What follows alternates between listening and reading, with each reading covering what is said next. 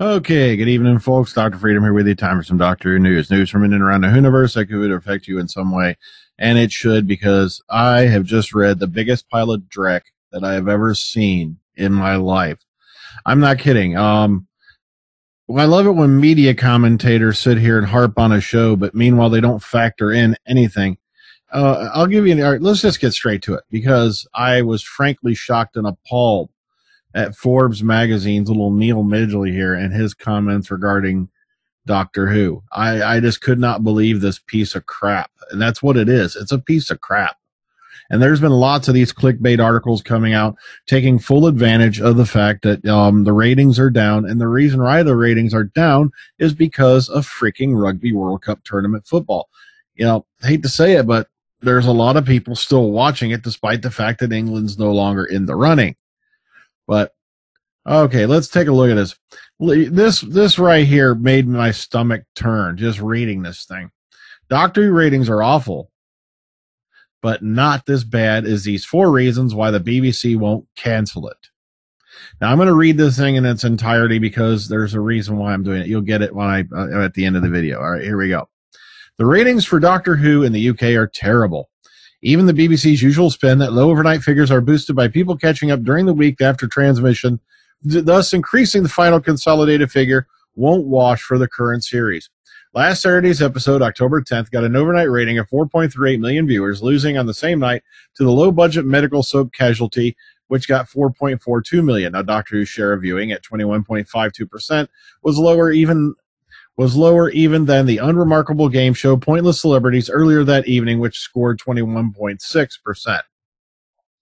Now, on the consolidated figures for the previous week, this is October 3rd, tell an equally unhappy story. Despite a whopping 52.8% uplift during the week for catch-up viewing, the Doctor Who consolidated at just 5.63 million viewers. Its viewing share at 22.02% barely matches BBC One's average all hours for share for 2015 so far at 21.99%. These are crisis figures for Doctor Who. Indeed, for many other old declining drama series, such a vertiginous year-on-year fall, down from a consolidated average of 7.4 million viewers per episode in 2014, would almost certainly mean the end. Now, but it won't for Doctor Who, and there's some good reasons why. This is a show with a 52-year history, with a hardcore of devoted fans, and with the possibility, which most other drama series simply don't have, to regenerate on screen as well as behind the scenes. You couldn't just CGI a new aristocratic family into Downton Abbey, for example. At the same time, the BBC has 4 very unappealing reasons not to axe Doctor Who. Get ready for this. It gets worse. First, it makes a lot of money overseas, not least in the U.S. as Top Gear's future wobbles. BBC top brass won't want to see another cash cow evaporate. But foreign revenue simply shouldn't be a reason for British TV license fee payers to keep a dying show on life support. Secondly, it's scheduled on Saturday evenings. BBC management have made a lot of noise lately about how important it is for BBC One to compete with ITV on Saturdays. Doctor Who, theoretically at least, is an important weapon in that Saturday armory. Third, it's made in Wales, and for the BBC to keep making network shows in the devolved nations of the UK is politically expedient, and Doctor Who is the cornerstone of a big drama production strategy in Cardiff. And fourth, the BBC's constitutional royal charter is up for renewal, and it's an unthinkable prospect for the current BBC management to admit that they are the ones who have let Doctor Who get so bad that it needs to be axed, even if, for viewers, the prospect of more episodes of Doctor Who is worse. It gets worse. Hang on. All of which, regardless of Doctor Who's ratings and creative health, will save the show's bacon. Now, which is a shame, because a more rational approach could ironically be good for the show. It would hold Doctor Who's current creative team to account.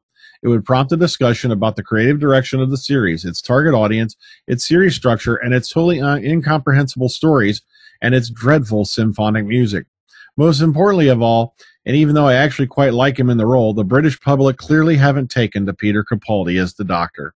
The regeneration of the character, not to mention the regeneration of the show, would be much easier if BBC management were paying more attention to the right priorities. Now, if you want to go pay this guy a little visit, that's his Twitter account.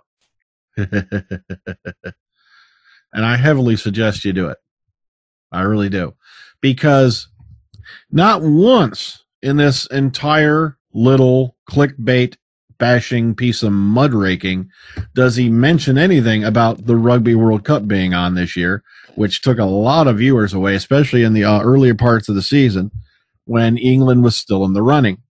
Does not mention that at all. Not to mention they've been jumping times, a couple times here and over the last couple weeks. He doesn't mention that either. It's clearly somebody, like I said, I love the words media commentator because this is what you do. You watch TV shows and you sit there and rant on about them, except you get paid a lot more than I do. I do this as a hobby. I have an excuse. I'm not kidding. Media commentator. As far as I'm concerned, that's right up there with high school guidance counselor. But, all right. Yeah, this was the piece of crap that's being cycled around lately from Forbes magazine.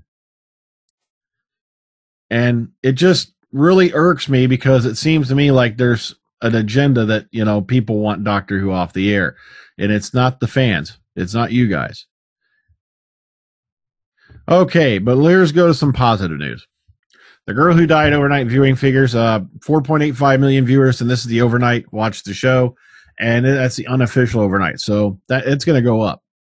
Okay, Doctor Who was the second highest rated show of the day behind Strictly Come Dancing, which had an average of 9.66 million viewers. Casualty was third with 4.61 million watching. Rugby scored highest on ITV, but with none of the home countries playing, just 4.4 and 0.04 in New Zealand while you're watching as they defeated France. Now, of this rating, the highest ratings figure of the year was slightly boosted by the late start of the episode, meaning the calculation includes the remnants of the Strictly audience. However, detailed figures show the audience rising during the show once the Strictly audience had departed to average around 4.63 million. So, final ratings, of course, will be issued later this week, and blah, blah, blah. Okay, Doctor is currently the 22nd most watched program of the week. And it is depressing. It is. I don't know why, other than the Rugby World Cup tournament, why did the ratings take such a sharp drop?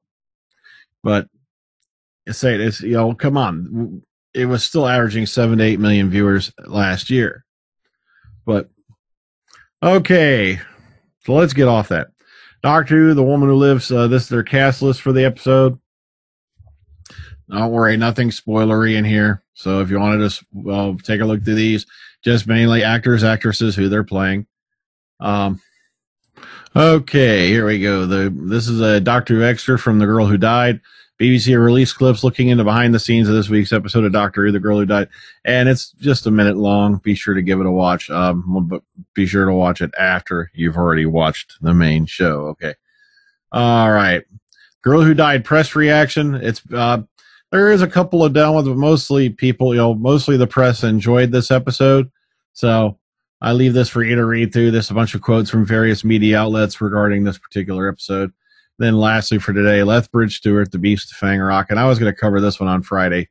Candy Jar Books will be releasing the third story in the Lethbridge-Stewart series of novels, Beast of Fang-Rocks by Andy Frankham Allen. Later this month, those who pre-ordered the book before release date will also receive an additional free short story or e-story on PDF, The Cult of the Grinning Man. All right, as might be discerned from the synopsis, Beast of Fang-Rock is a sequel to the season 15 opener, The Horror of Fang-Rock by Terrence Dix. And he has some quotes here from the author. This book also heavily features one of the principal characters from Web of Fear, Anne Travers, and then they go into the bit of that here as well. Okay, there's also a foreword by the story star Louise Jameson, who played Leela in the original story, and had provided a foreword for the book during which she observed this, and she goes into it. And of course, Haley Cox, senior publishing editor, throws in their 2 cents. So if you're into this type of book series, here it is. And if you want to order it, I think, and all that right here, you can order it right off their website. Okay, so I'm just deeply disturbed that it seems to be that, as I said in that article, you never once hear the word rugby, even though that's what really took off the viewer. And I really refuse to believe that the show left off with damn near 8 million viewers last year to come back with only like 5 or 6 million.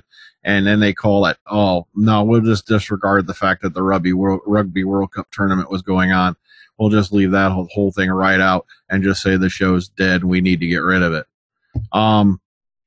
Also, there's been this other silly rumor getting passed around that apparently, I love this one. This one made me die laughing. If ratings figures don't increase, Capaldi is going to regenerate at Christmas. Christmas is already shot, done, and in the can.